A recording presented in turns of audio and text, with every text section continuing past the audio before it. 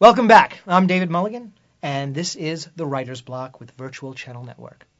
We are continuing our coverage of The Postman, written by Brian Helgeland and Eric Roth. Let's jump right in and take a look. 14. Second paragraph. A little behind him is the mysteriously silent Colonel Getty, second in command.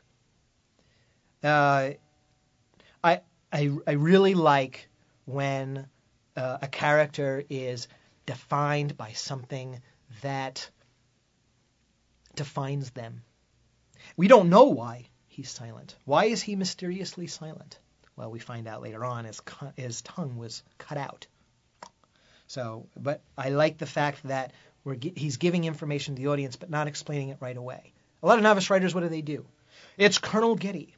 Colonel Getty is second in command, and he's been with Bethlehem for 10 years, and they got into a fight once. And there's a whole paragraph, action description of telling the audience what the past thing, because the audience needs to know why, right? Or, even worse, even more horrible, they put it all in dialogue. Whereas, in this case, somebody would explain to the main character, would say, oh, you better watch out for him, because blah, blah, blah, and they tell him the whole story, blah, blah, blah. Now, they do that to some extent, but they sort of ration it. They give you bits and pieces and keep you thirsty, keep you hungry for more, So when you write something like this, and there's a lot to be said about a certain character, what if you decided to piecemeal it, give it to the audience in little bits and pieces over the course of the film, and only reveal the important information right when it's needed? Something to consider.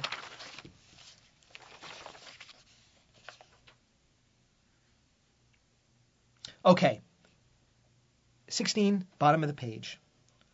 Idaho silences him with the rifle butt to the head. Everything falls out of focus. Idaho, off-screen, says, take the mule, dissolve to. I don't use transitions. Dissolves to, smash cut, cut to. I don't use them. But in this case here, because he got hit in the head and everything's out of focus, which I really like, the dissolve to is pretty much necessary. You can't just say take the mule and then cut to top of page 17, exterior homeless training camp. You can, but doesn't it say so much more here? And I don't think this is stepping on the toes of the editor. I think this is part of the storytelling responsibility of the screenwriter because of the nature of the main character. And the main character is always the point of view of the audience, right? 17. Second paragraph, last line. One of them is Bandit 20. He and the postman come face to face, recognize each other. Now remember, now I know why I highlighted this. Bandit 20.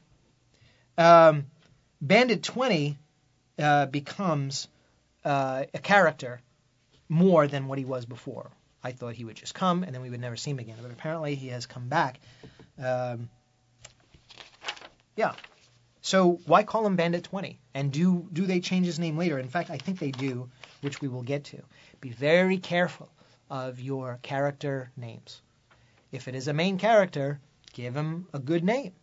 If it is a character that is going to reappear later on, give him or her a name that is memorable enough that after 40, 50, 60 pages, they remember who it is. Or you can do a little parenthetical to kind of jar the reader's memory. Depends. It's not a very simplistic thing to do, but it's something that you need to consider because if you throw the reader off on page 60, you have a problem. You know what I mean? So think about that, and let's move on.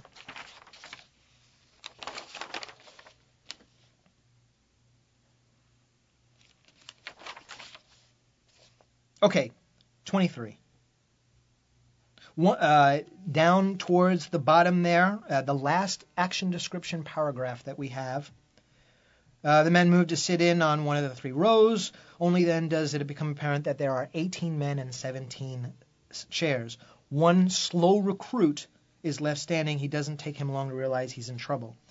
And then Bethlehem, the leader, the antagonist of the movie, talks to him. And thereafter, it's slow recruit the whole way. In fact, I think he's killed. I'm pretty sure he's killed. Yeah. So he even says, the slow recruit even says, please, I'm begging you. So good stuff. So in this case, it's functional, right? We call him a recruit. What do we call him? Do we call him Recruit Steve? No, we call him Slow Recruit because really, functionally, that's why he's in the story. He's in the story to be slow, to be killed, to show the consequences for the main character should he do something similar, right? I mean, I really feel bad for the Slow Recruit, but it has to be done. And somebody gets a line. Look at that. He actually gets more than this. He gets almost a whole 2 or 3 lines. Not bad.